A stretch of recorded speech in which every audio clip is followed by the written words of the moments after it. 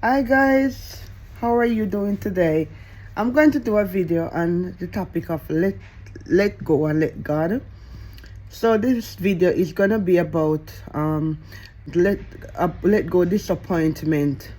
Many of us women, we experience so many different kind of challenge in our life.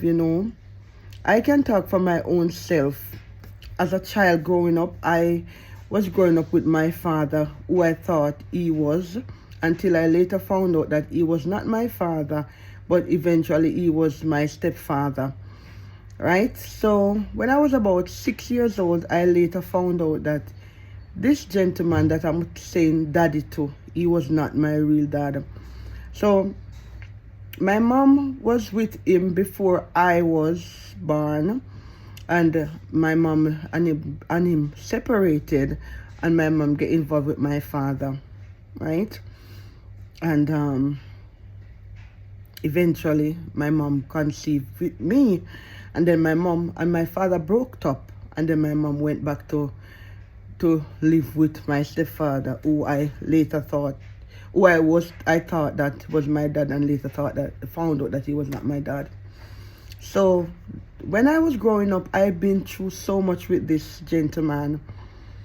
And you know, when I found out that my real dad was living in a different district, I remember I used to go to visit my dad as a little girl. And when I used to go around there to visit my dad, sometimes he will cuss at me and tell me that I'm gonna be like my mom. And he will quarrel all the time. When I go to visit him, he would just quarrel. In other words, he would just shout and verbalize word to me. And he was hungry because my mom had left him and gone back to my stepfather. Yes, so sometimes he will give me like $10. In those times, $10 was not a lot of money, but that's what he would have given me, and I would buy something out of it to eat on my journey back to my mom. So eventually, this particular day, I went to see my father. It's a good distance from where I was living as a child to where my father had lived.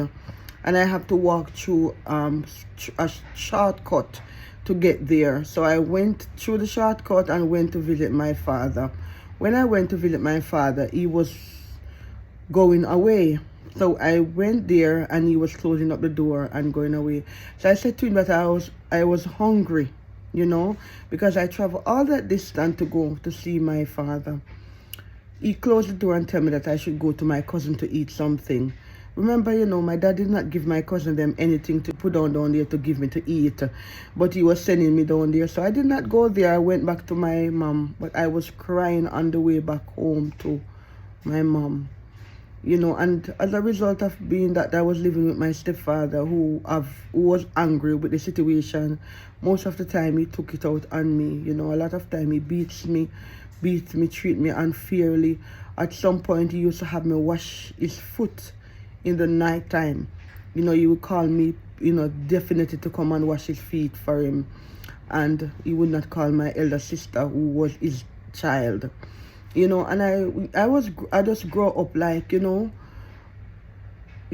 I was not belong. I didn't feel like I was belong with my mom, where my stepfather was. And when I go to my dad, I wouldn't not feel like I was belong there either, because my dad would curse about my mom and tell me that I'm going to be like my mom. Anyway, eventually, I grow up, and my dad was not really that supportive or anything to me. I was a big girl now, and I had my first son, and I went to tell my dad that I'm going to come to England.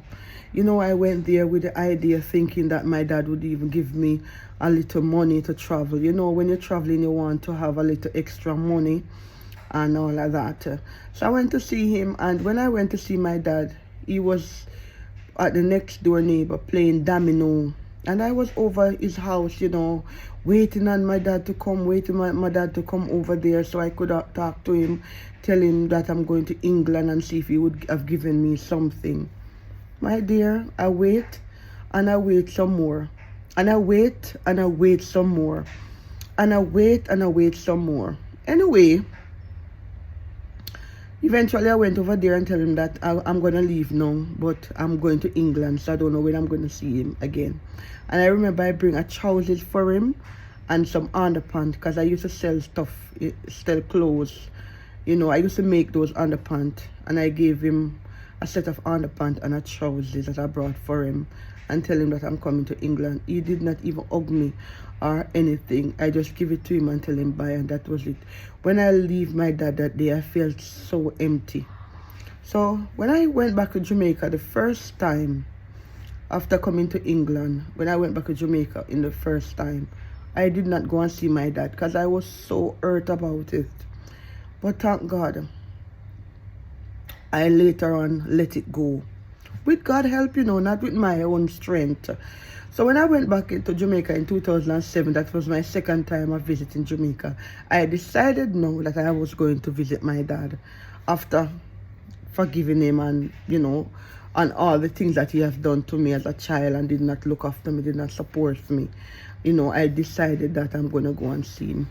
My dear, when I went to see my dad and see how my dad was living, how the house was, you know, rotten down, because he was living in a board house. And the house was so rotten down, you know, breeze could go in and out, you know, and if a good little breeze blow on that house, it would just fall over. I remember I had a credit card, and I went to the hardware and I ordered materials on the credit card. And I had some money that I did travel with that you know, left over. And I used that money and I used my credit card and buy material, and I made my dad a one room before I came back to England. I get my son father to help me to build it up, and when he built up the room, he used some board and made my dad a bed, and I went and I buy a mattress for my dad, and I leave my dad and come back to England. Anyway, now come the time when my dad passed on. When my dad passed on, I just started university to train as a nurse. I did not have a lot of money, but knowing that I was the only child that my dad got, my dad didn't look after me. But thank God I did not use his own, you know, experience for me to not to help him. When my dad died, I went into full motion and I went to Jamaica and I buried my dad, you know. And when I look back at it, the way my dad treated me, I could have easily said, I am not going to help him. But thank God, I did not do that. I did not do that. I look at it now that I was really matured. So I'm just saying, let go and let God. And as a result of me helping my dad, looking after my parents, I received so much blessing. I am telling you, I received so much favor. Yeah. I am so blessed. I received so much blessing, you know, looking after my dad. Even before my dad died, he was sick, and I get my sister to look after him for a period of time until he went back up to his own home and till he died. And I look after him. I financially look after him as much as I could at the time. And when he died, I went and I do his funeral and come back to England. But the reason why I bring up this, I could have looked at how he treated me as a child and give him back the same treatment, but I did not.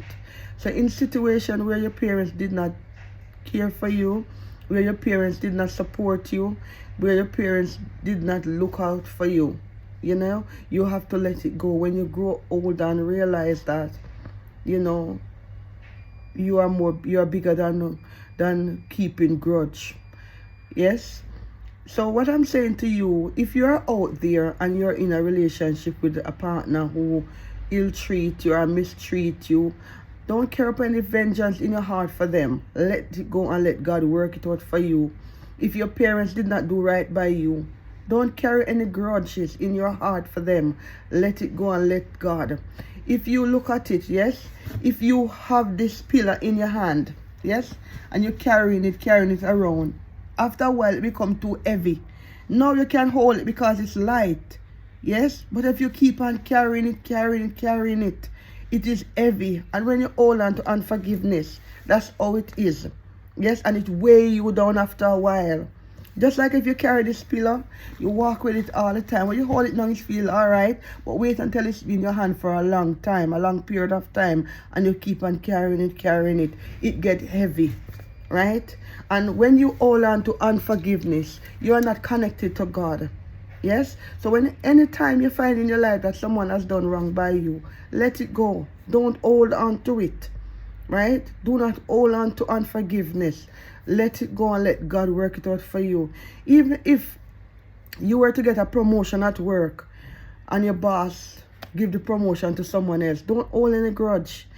God have a better things for you ahead. He have a bigger plan for you ahead.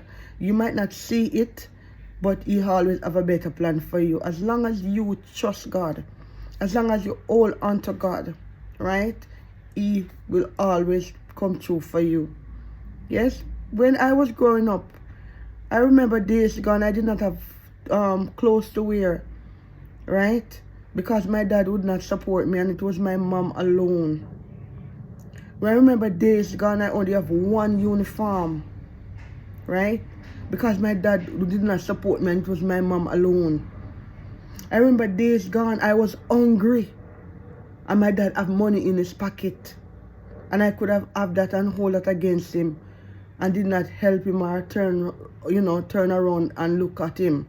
But no, I did not do that. I did the best I could have done for him. I remember my dad, one Christmas, I tell my dad to buy me a shoes. Yes, and he told me he did not have any money. And eventually, my dad had an accident. Right, and I have to follow him to the hospital. And when I follow him to the hospital, you know what happened? My dad opened his billfold. You want to see how much money was in there. Right, and he told me that he did not have any money to buy me the shoes. And as a little girl, I could remember all of those times that I cried. Yeah? I could remember all of those times that I was disappointed. I could remember all of those times I was hurting and it was my mom alone. So the other day when I was crying, I said that I miss my mom. I know why I was saying it. Because it was my mom alone most of the time. When my dad do give my mama $10 to look after me once in a blue moon, right?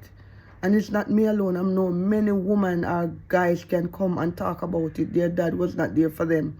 And in the end, they have to be the one to support them. Right?